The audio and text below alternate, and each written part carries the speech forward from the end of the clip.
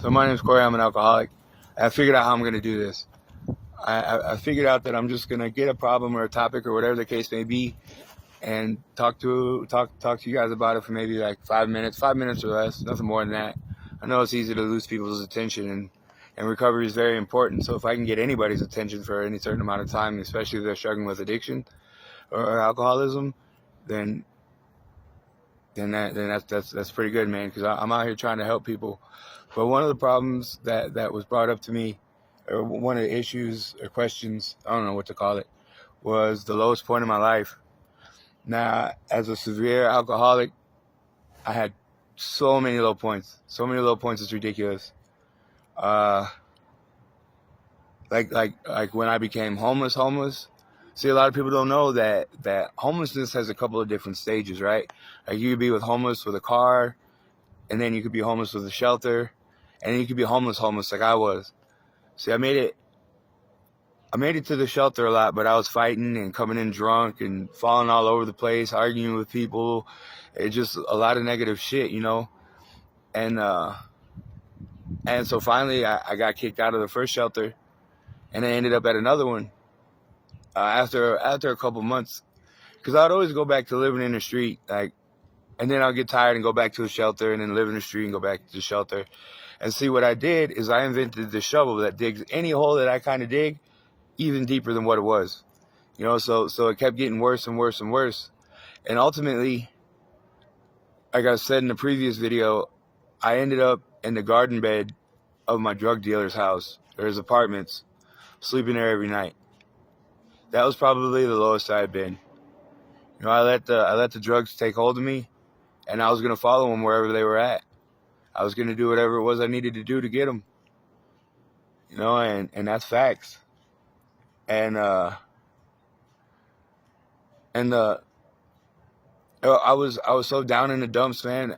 My stomach was fucked up. I had to shit outside all the time. I was pissing outside all the time. And there's some shit that I don't even want to say. Maybe one day in this video I'll be comfortable. Not in this video, but another one I might be comfortable enough to explain the other types of shit that was happening to me, man. But again, it's all my choices.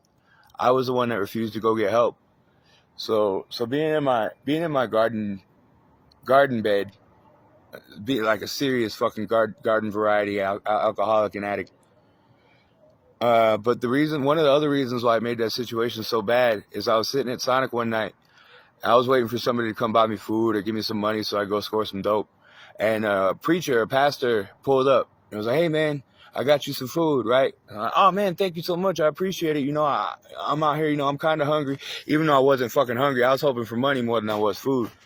And so what he told me was, he was like, "Hey man, if you come to church tomorrow, I'll buy you some Burger King afterwards." I'm like, "Fuck yeah, bro, Burger King's my favorite. I'll be there. I swear to God, I'll be there." So anyways, I show up and finish the church service, get my Burger King, go back to get my Burger King, and then they invite me to go like help spread the word of this religion. I don't even remember which one it was. Like walk around knocking on the doors and shit, spreading the word. And anyway, so when I got back to my garden bed, I passed out, and man, I slept like a motherfucker. I slept all the way until the next morning, until about 12 o'clock.